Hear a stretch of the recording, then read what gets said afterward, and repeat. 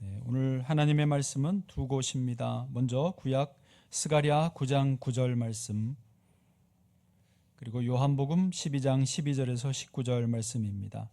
먼저 스가랴 말씀 다 함께 읽습니다. 시온에 따라 크게 기뻐할지어다. 예루살렘에 따라 즐거이 부를지어다. 보라, 내 왕이 내게 임하시나니 그는 공의로우시며 구원을 베푸시며 겸손하여서 나귀를 타시나니 나귀의 작은 것 곧 나귀 새끼니라. 아멘. 요한복음 말씀입니다. 그 이튿날에는 명절에 온 큰 무리가 예수께서 예루살렘으로 오신다는 것을 듣고 종려나무 가지를 가지고 맞으러 나가 외치되 호산나 찬송하리로다. 주의 이름으로 오시는 이 곧 이스라엘의 왕이시여 하더라. 예수는 한 어린 나귀를 보고 타시니 이는 기록된 바 시온 따라 두려워하지 말라. 보라, 너의 왕이 나귀 새끼를 타고 오신다 함과 같더라. 제자들은 처음에 이 일을 깨닫지 못하였다가 예수께서 영광을 얻으신 후에야 이것이 예수께 대하여 기록된 것임과 사람들이 예수께 이같이 한 것임이 생각났더라. 나사로를 무덤에서 불러내어 죽은 자 가운데서 살리실 때 함께 있던 무리가 증언한지라. 이에 무리가 예수를 맞으면 이 표적 행하심을 들었음이러라. 바리새인들이 서로 말하되 볼지어다 너희 하는 일이 쓸데없다. 보라, 온 세상이 그를 따르는도다 하니라. 아멘. 우리 예수님은 세계 모든 왕들의 왕이시고 모든 주권자들의 주권자이십니다. 그러나 우리 예수님은 겸손하십니다. 하늘 높은 곳에만 머물러 계시지 않으셨고 이 세상으로, 낮은 곳으로, 가장 주님을 필요로 하는 곳으로 내려오신 하나님의 아들이십니다. 예수님은 그래서 겸손 자체이신데요, 유대 땅 베들레헴 마구간에 태어나셨지 않습니까? 당시 이스라엘의 평범한 그 서민들의 삶의 자리, 즉 갈릴리 어부들과 함께 예수님은 3년 동안 생활을 하셨습니다. 먹는 것도 같이 드시고 잠자는 것도 같이 주무시고 이동할 때 교통수단도 같은 것을 타셨고 걸어 다니셨고 또 지극히 평범한 사람들과 똑같이 그렇게 사셨습니다. 아니, 오히려 더 나아가서 당시 사회에 무시받던 사람들, 창기, 세리, 죄인들의 친구가 되어 주셨던 것입니다. 여성, 어린아이, 병자, 이방인, 세리, 죄인들과 눈높이를 맞추시고 그들을 차별하지 않고 똑같이 인격적으로 대하셨습니다. 그래서 당시 예수님을 만나고 싶다 그러면 화려한 궁궐로 가면 못 만났습니다. 오히려 낮은 곳에 천한 분들이, 천민들이 사는 곳에 가면 거기서 예수님을 만날 수 있었습니다. 예수님은 겸손하신 분입니다. 세상의 왕들도요, 지금 정치 지도자들도 내가 겸손해야지 이 지위를 유지할 수 있다는 것을 압니다. 그래서 겸손하려고 애를 쓰고 겸손한 척이라도 하려고 애를 씁니다. 제가 아프리카에 있을 때 직접 들은 말인데, 어느 구호단체 NGO에서 이제 한국인 여자 우리 연예인을 모시고 와서 이분이 홍보대사니까 방송 촬영을 했습니다.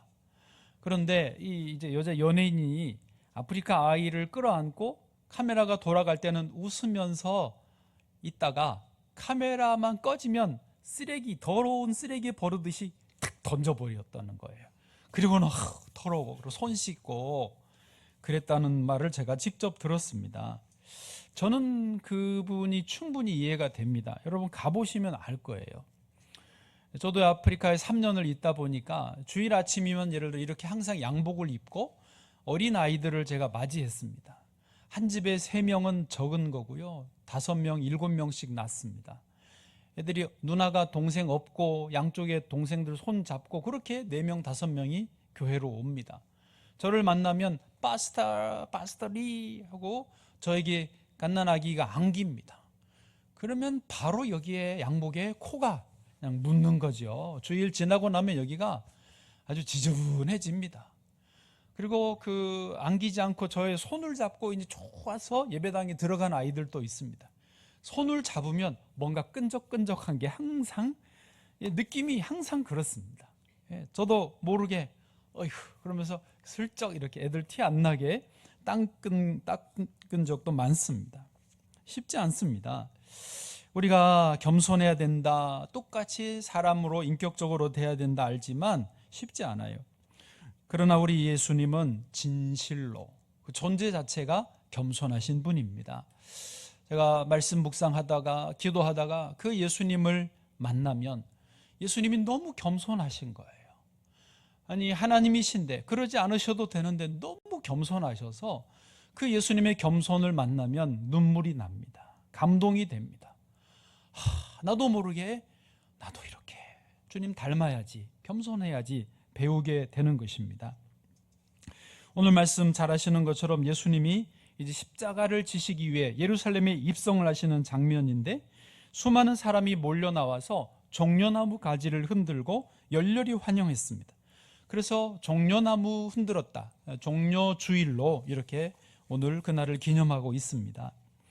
그런데 예수님은 이 열렬한 환영 분위기에서 백마를 타고 오시지도 않았고 왕을 상징하는 어떤 자주색 망토를 걸치지도 않으셨고 근위병들이 드는 황금색 띠를 두른 그 가마를 타시지도 않았습니다. 마차를 타지도 않으셨습니다.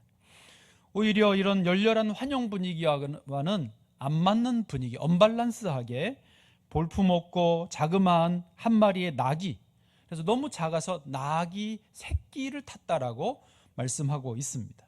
사람들 눈에는 너무 초라하고 왜소한 모습입니다. 그럼에도 예수님은 겸손하게 낙이 새끼를 타고 평안한 얼굴로 여유 있게 당당하게 기쁘게 성으로 들어오시고 성전으로 가셨습니다. 요즘에 전쟁 때문에 그 뉴스에서 대통령들이 자주 등장을 합니다. 미국 대통령, 우크라이나 대통령, 러시아 대통령, 심지어 프랑스, 영국도 다 등장을 합니다. 제가 보면 배경을 봐요. 그 인물 뒤에 배경, 대통령 궁이나 회의실 같은 데 인터뷰할 때 보면 항상 금색으로 띠들이 있더라고요.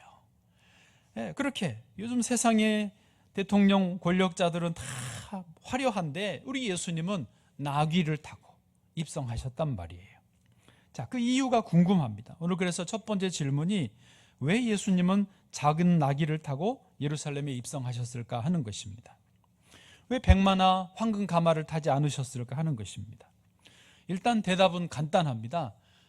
구약 성경에 하나님이 이미 그렇게 메시아가 그런 모습으로 올 것이라고 예언을 해 놓으셨기 때문입니다. 우리가 먼저 읽었던 스가랴 9장 9절이 그거죠.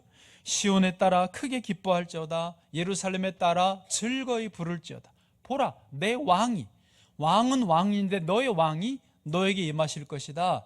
공의롭고 구원을 베풀고 그런데 겸손하여 나귀를 타시나니 곧 나귀의 작은 것 나귀 새끼니라. 아멘. 그러니까 구약에 예언된 대로 예수님은 그 모습으로 오신 것입니다.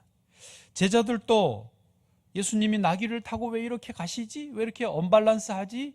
처음에는 이해가 안 됐지만 나중에 깨달았다고 자기들도 기록하고 있습니다. 오늘 요한복음 12장 16절에 제자들은 처음에 이 일을 깨닫지 못하였다가 예수께서 영광을 얻으신 후에야 이것이 예수께 대하여 기록된 것입니다. 이렇게 될 거라고 기록됐구나. 사람들이 그래서 예수님께 이같이 했구나 라고 이것이 생각났더라라고 나중에 기록을 했습니다. 여러분, 예수님은 세상 왕들의 왕이십니다. King of Kings, 우주 만물의 창조자이십니다. 그러나 그 예수님이 이 세상에 오셔서 겸손히 오셨어요. 그래서 무력이나 군대로 세계를 정복하는 게 아니라 십자가 사랑으로, 희생과 섬김으로, 겸손으로 세상을 살리고 영혼을 구원하신 줄로 믿습니다. 그래서 우리가 예수님을 만날 때는요, 그 모습을 봐야 제대로 만난 것입니다. 자, 그런데 한 번 더 질문으로 들어가 보면, 그래, 알겠어요. 예수님이 나귀를 타신 이유는 하나님이 그렇게 나귀를 타고 올 거라고 예고하셨기 때문에 예수님이 아들로서 나귀를 타고 오신 거는 이제 알겠어요. 그런데 한 번 더 들어가는 질문, 하나님은 왜 굳이 아들을 꽃가마를 안 태우시고 백마를 안 태우시고 나귀를 타라고 예정을 하셨을까? 겸손하도록 그렇게 예고하셨을까? 겸손이 그렇게 중요한가? 좀 하나님 아들이신데 안 겸손하셨으면 안 될까? 도대체 겸손이 뭐길래 필수 요소인가? 라고 물어볼 수 있습니다. 거기에 대한 대답은 이것입니다. 여러분, 하나님 아들이신 예수님은 아들이신 예수님의 뜻을 이루려고 이 땅에 오신 게 아니고 아들로서 아버지의 뜻을 이루려고 이 땅에 오셨기 때문입니다. 그래서 겸손으로 준비되셔야 나의 뜻이 아니고 아버지의 뜻이 이루어질 것이라고, 아버지의 뜻을 이루기 위해 순종할 것이라고 하는 것이기 때문입니다. 예수님은 실제로 겸손으로 무장되셔서 이 땅에 계시는 동안 수시로 틈만 나면 하늘 아버지 앞에 엎드려 기도하셨습니다. 여러분, 겸손한 사람은 기도하게 됩니다. 예수님은 아버지의 뜻을 물었습니다. 아버지의 도우심을 구했습니다. 아버지 나와 함께해 주옵소서. 겸손하신 예수님은 항상 엎드려 기도하셨던 것입니다. 또한 겸손하신 예수님은 아버지의 말씀에 철저히 순종했습니다. 당신을 붙잡으러 온 제사장들의 종들에게 어떻게 했죠? 천군 천사를 동원하면 까짓거 한줌거리도 안 되는 종들이었지만은 예수님은 순순하게 도살장으로 끌려간 어린 양처럼 잡혀가셨습니다. 왜요? 그렇게 될 것이라고 말씀의 아버지가 기록하셨기 때문에 말씀대로 이루어져야 된다는 거예요. 가장 결정적인 장면은 겟세마네 동산에서 기도 아닙니까? 우리가 잘 아는데 누가복음 22장 44절 보시면 아버지여, 만일 아버지의 뜻이거든 이 잔을 내게서 옮기시옵소서. 옮겨주시면 좋겠는데 아버지의 뜻이거든 옮겨주옵소서. 그러나 내 원대로 마시옵고 아버지의 원대로 되기를 원하나이다. 여러분, 겸손하신 예수님은 내가 싫습니다 라고 나가지 않으셨습니다. 내가 뭘 원합니다 라고 나가지 않으셨습니다. 원하는 게 있지만 아버지의 뜻이거든 그렇게 해주시고, 그러나 나의 원이 아니라 아버지의 원대로 되기를 원하나이다. 기꺼이 순종으로 당신을 드리셨던 것입니다. 이게 겸손입니다. 이것이 예수님의 겸손인 것입니다. 우리가 사람들을 만나보면 좀 겸손한 사람이 있습니다. 여러분 주변에도 있죠? 없나요? 겸손이 몸에 배어 있는 분이 있습니다. 자기는 겸손하다고 스스로 생각하지 않은데 겸손한 분들이 있습니다. 예. 반대로 교만한 분도 있습니다. 나는 내가 교만한 줄을 몰라요. 그런데 내가 교만한 거예요. 진짜 잘나서 그럴 수도 있지만 교만한 분들은요, 되게 여러분 겸손과 교만은 지극히 영적인 일입니다. 교만은 뭐냐? 근본적으로 그 영혼이, 그 심령이 사단에게 매여 있기 때문에 교만한 것입니다. 여러분, 사단의 출발이 뭐예요? 사단이 누구예요? 사단은 본래 천사였던 존재가 교만하여져서 타락한 천사입니다. 그러니까 천사였는데, 하나님을 섬기는 천사였는데 교만해져서 사탄이 된 거예요. 그 사탄은 사람들에게도 교만을 불어넣어서 너도 하나님처럼 될 수 있어 라고 미혹하는 것입니다. 그러므로 겸손한 사람은 그냥 겸손한 것이 아니고 영적으로 하나님 앞에 올바른 자리에 있고 예수님과 함께 있는 사람이고, 교만한 사람은 그냥 태도가 불량한 정도가 아니라 사단에게, 어둠의 세력에 매여서 자기도 모르게 교만의 위치에 있는 것입니다. 한번 보시겠어요? 야고보서 4장 6절 말씀인데요. 그러나 더욱 큰 은혜를 주시나니 그러므로 일렀으되 하나님이 교만한 자를 물리치시고 겸손한 자에게 은혜를 주신다 하였느니라. 아멘이시죠? 여러분, 교만한 자를 하나님이 물리치시고 겸손한 자를 은혜를 주십니다. 그런데 이렇게 교만과 겸손이만 표현되고 끝나는 게 아니라 바로 그 다음 절을 보시면 그런즉 너희는 하나님께 복종할지어다 마귀를 대적하라 그리하면 너희를 피하리라. 교만과 겸손을 이야기하시고 바로 다음에 하나님께 복종하는 것, 마귀를 대적하는 것을 말씀하세요.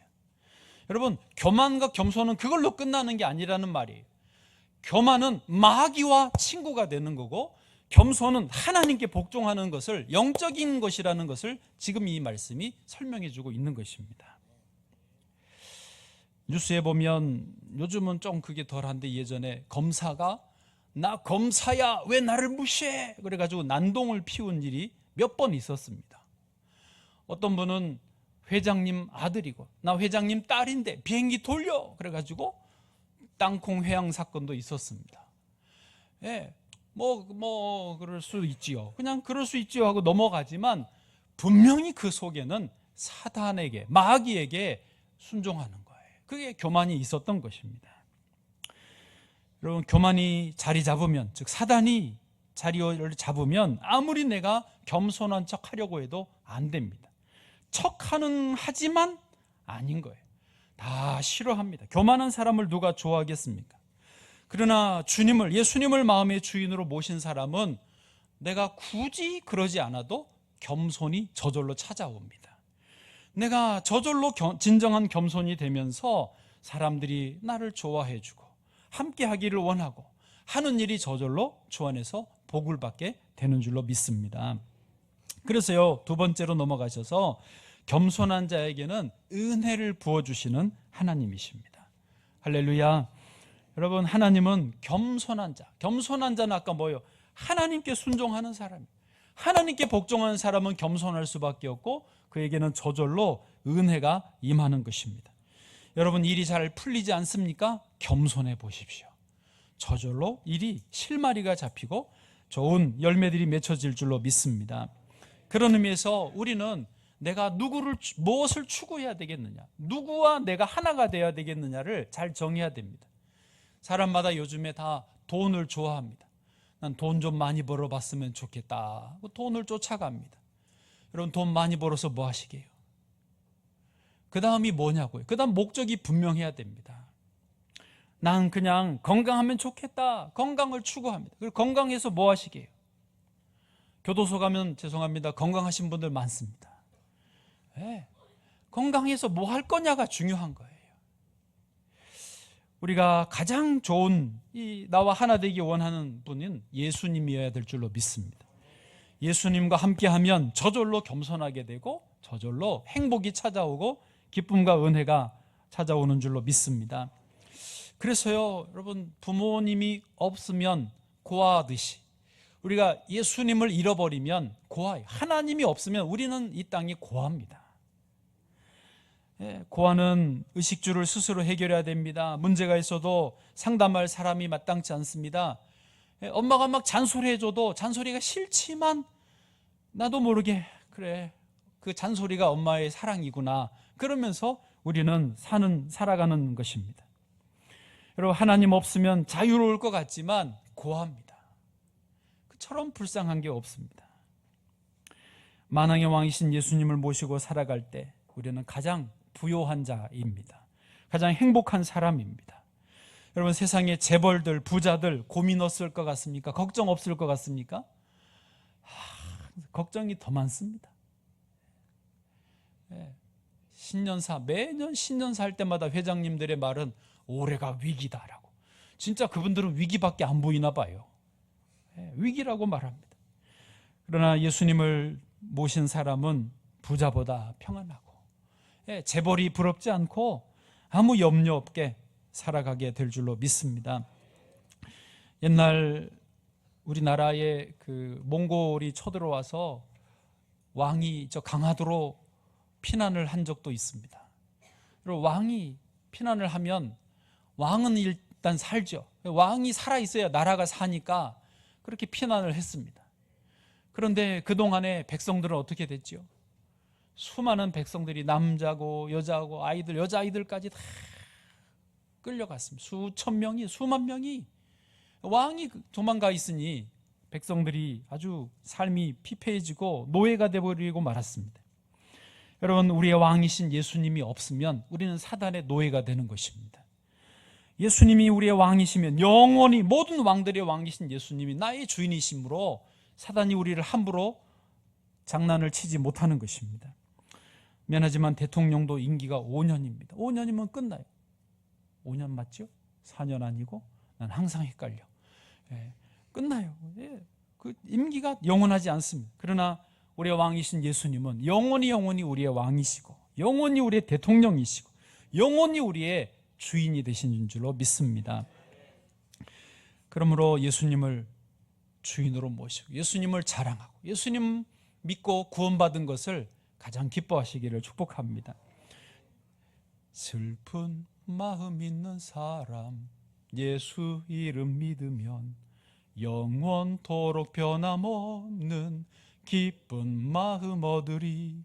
예수의 이름은 세상의 소망이요 예수의 이름은 천국의 기쁨일세. 아멘. 여러분, 예수님을 가까이 하십시오. 예수님을 모셔보십시오. 그보다 더 행복한 게 없습니다. 어제도 이렇게 엎드려 있는데 주님이 쫙 오시는데요, 눈물이 납니다. 요즘은 제가 눈물이 말라서 드라마를 봐도 눈물이 안 나더라고요. 근데 예수님을 모시면 눈물이 나요. 그거는 그냥 어떤 다른 눈물이 아니에요. 존재 자체에서 나오는 감동의 눈물입니다. 정말 이보다 더 좋을 수가 없습니다. 여러분, 예수님을 주인으로 왕으로 가까이 모시기를 축복합니다. 하나님은 겸손한 자를 좋아하십니다. 겸손한 자의 은혜와 복을 주십니다. 반대로 교만한 자는요, 밀어내시는 거예요. 우리 베드로전서 5장 5절도 같이 읽어보실까요? 시작. 젊은 자들아, 이와 같이 장로들에게 순종하고 다 서로 겸손으로 허리를 동이라. 하나님은 교만한 자를 대적하시되 겸손한 자들에게는 은혜를 주시느니라. 아멘. 하나님은 겸손한 자를 좋아하세요. 하나님만 그러실까요? 우리 사람도 그렇지 않습니까? 여러분, 교만한 사람 좋으세요? 안 좋아합니다. 안 좋아해요. 그렇죠. 겸손한 사람이 다 좋습니다. 제가 보니까 저는 강아지를 안 키우는데 사람들이 다 강아지를 좋아합니다. 왜냐하면 강아지는요, 주인에게 절대적으로 복종하는 거예요. 공감도 잘해주고 주인만 쳐다보면서 꼬리치고 엉덩이 흔들고 막 옵니다. 요즘은 개들도 앉아 그러면 앉습니다. 점점 머리가 좋아지는 것 같아요. 먹어 그러면 먹고, 먹지 마 그러면 안 먹고 버틸 줄 알더라고요. 옛날 제가 똥개 키울 때는요, 막 밥 주면 그냥 입 막 쳐박고 먹었는데 요즘은 훈련을 잘 시켜서, 그러니까 강아지를 너무너무 좋아하는 거예요. 내 자식 같습니다. 장례식도 치러주고 또 그 유해를 모셔다가 집에다 다 안치해 놓고 그 생각하는 거. 왜? 너무 겸손하니까. 그래서 이사할 때 아버지들이 사는 길은 뭐라고요? 강아지를 안고 이삿짐 차 옆에 앉아야 됩니다. 이사할 때 요때 아버지를 좀 버려야 되겠는데, 여러분, 왜 아버지를 왜 버리려고 합니까? 비록 유머지만 아버지들은요, 옛날 가부장 그 흐름이 있어서 다 권위적이었어요. 아버지들을 앉아서 시키기나 하고 말 명령하고 지시하고 도대체 교만 자체이신 거예요. 그래서 저 교만한 아버지를 언제 버릴까? 그게 옛날 우리 유머 아닙니까? 여러분, 겸손하시기를 바랍니다. 누구나 교만하면 싫어하는 거예요. 세상 사람들도 겸손하면 잘 되는 경우가 많습니다. 메이저리거 일본 야구 선수 오타니 쇼헤이가 몸값이 약 1조 원이 넘습니다. 몸값이 1조요. 1억도 아니고 1조가 넘는데요. 엄청납니다. 그런데 오타니도 그렇고 결혼하는 이제 그 부인도 그렇고 두 분이 너무너무 검소하고 겸손합니다. 오타니가 결혼 전에 이제 처음 미국에 와서 메이저리거 됐을 때는 출퇴근할 때 차를 뭘 탈 거냐라고 고르라고 그랬는데 우리 현대 소나타를 탔어요. 그 구단에서 당황해가지고 아니 더 좋은 차 타도 된다고, 나 이거면 충분하다고. 그래서 소나타 타고 출퇴근했습니다. 오타니는 연습이 끝나면 자기가 지금도 뒷정리를 다 합니다. 누구를 만나든지 감사합니다라고 하고 앞에 있는 사람의 어떤 그 신분이 달라져도 내 태도가 달라지지 않는데요. 그러니까 쉽게 말해 높은 사람을 만나도 똑같이 겸손하게, 좀 뭐 청소하는 그런 분 만나도 더 겸손하게 똑같이 감사하고 겸손한 태도를 유지한다는 거예요. 오타니가 어릴 때부터 이 무슨 표를 만들어 가지고 결심을 했습니다. 그러니까 운동선수로서 어떤 기능, 어떤 능력, 어떤 근력량을 키우느냐도 어릴 때부터 했지만 태도, 겸손하겠다라고 하는 이 태도를 어릴 때부터 작정을 했습니다. 어쩌면 그 겸손한 태도를 어릴 때부터 장착했기 때문에 지금 같은 세계적인 선수가 되지 않았겠나. 그리고 지금도 그 태도를 아직은 잘 유지하고 있습니다. 물론 억지로라도 이제 아주 훈련된 그 일본인 특유의 그 겸손한 모습을 유지하겠지만, 제가 볼 때는 오타니도 예수님을 믿으면 진정한 겸손을 배울 수 있을 줄로 믿습니다. 여러분, 다시 말합니다. 일이 안 풀리십니까? 도대체 이 문제를 어떻게 풀어야 될지 모르겠습니까? 가족 간에, 내 건강에, 물질에, 직장에서, 사업이 어떻게 해야 될지 모르겠습니까? 대답은 간단합니다. 해답이 있습니다. 마음을 낮춰보십시오. 겸손하게 해보십시오. 운동선수들 중심을 낮출수록 안정적이거든요. 자세를 낮출수록 더 많이 잘 보이거든요. 이 다리에 힘이 들어가서 아프고 힘들어서 가서 그렇지, 자세를 중심을 낮출수록 길이 보여지는 거예요. 여러분, 거기에 길이 있습니다. 예수님처럼, 예수님이 길이요 진리요 생명이라 하셨으니까 예수님처럼 겸손의 자리로 내려가 보십시오. 좋은 길이, 가장 좋은 길이 보일 줄로 믿습니다. 류태영 박사님이라고 있습니다. 그분의 가정은 너무너무 가난했습니다. 아버지가 머슴이셨어요. 먹을 게 없어요. 그래서 형들은 전부 또 다른 머슴으로 팔려갔습니다. 누나들은 식모로 다 팔려갔습니다. 집 식구들 중에 글을 읽을 사람이 없었습니다. 그래서 어머니가 우겨가지고 유태영이라도, 이 태영이라도 조금 똑똑해 보이니까 초등학교는 보내자. 국민학교죠, 그때. 그래서 유태영만 식구들 중에 유일하게 국민학교를 나왔고, 편지 오고 면회 가서 일할 행정 일 볼 거 있으면 유태영이 어릴 아이가 일을 받습니다. 근데 하나님 은혜로 유태영이 교회를 다니기 시작했습니다. 그 시골에서. 그런 초등학교를 졸업하고 나니까 마음에 소원이 생긴, 여러분, 예수님을 믿으면 생각이 열리잖아요. 꿈이 생기잖아요. 그래서 아버지를 조르고 졸라서 면 소재지에 있는 중학교를 억지로 다녔습니다. 몇 시간씩 걸어서 겨우 중학교를 졸업했습니다. 근데 중학교를 졸업했는데 또 고등학교를 가고 싶은 거예요. 아버지는, 야, 지금 당장 저녁 먹을 거리도 없는데 고등학교가 뭐냐, 중학교 다녔으면 우리 집에서는 박사학위 딴 거나 마찬가지다, 그만 가라. 억지로 서울로 올라와 가지고 신문팔이, 껌, 우유 팔고 해가지고 야간 고등학교를 다녔습니다. 계속 하나님 앞에 새벽 예배를 드리는데 고등학교 졸업하고 하나님이 그러시더래요. 덴마크의 농업이 발전했는데 거기 가서 공부를 하면 우리나라 농업 발전에 기여할 수 있다. 그럼 어떻게 갑니까? 돈도 없고 가는 길도 모르는데 하나님이 계속 기도하는 중에 덴마크 국왕에게 편지를 써라고 지혜를 주셨습니다. 그 정말로 덴마크 국왕에게 해서 거기 가서 농업을 배워 우리나라 농업 발전에 기여하고 싶다고 썼습니다. 가난한데 장학금 좀 달라고 썼습니다. 그 우체통에 넣었어요. 덴마크 국왕에게 주소를 알 리가 있습니까? 우체부가 덴마크 국왕에게 그러니까 일단은 이 덴마크로 보냈어요. 덴마크에서도 국왕 앞으로 온 편지니까 이거를 함부로 버릴 수가 없잖아요. 어쨌든 왕에게로 이거를 갖다 줬더니 왕이 보고 회신을 해줬습니다. 당신 같은 사람을 지도자로 기르는 것이 우리 덴마크의 정책입니다. 항공권, 장학증서, 입학 허가서 보내줬어요. 유태영 씨가 덴마크 가서 공부를 하고 이스라엘까지 가서 마저 공부하고 우리나라에 돌아옵니다. 여러분, 덴마크도요, 사실 전쟁에 져가지고 그 국토의 좋은 땅들은 다 뺏겨버렸습니다. 황폐한 땅만 남아 있었는데 중앙은행도 파산해서 돈이, 요즘 우리나라 원화 가치가 떨어진다고 그러잖아요. 이 정도는 그래도 괜찮은 거예요.